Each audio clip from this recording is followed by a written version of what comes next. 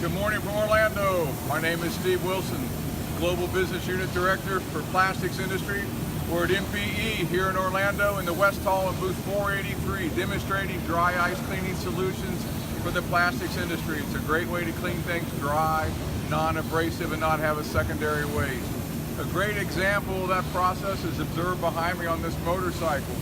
You see we've taken a V-Rod, Harley-Davidson, and we've encapsulated it totally in high-density polyurethane foam.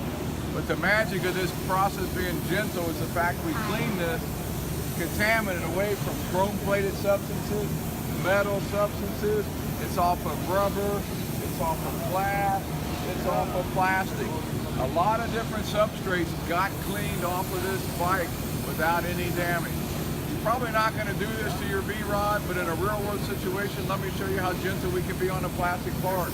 Let's walk down here and see a surface prep on a mirror.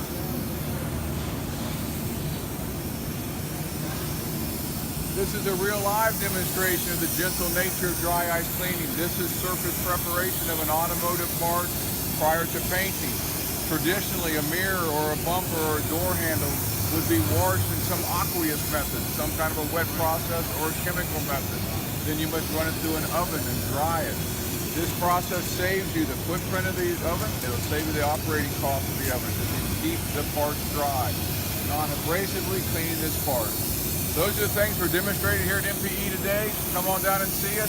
If you can't make it in, visit our webpage, www.coldjet.com. See you soon. Take care.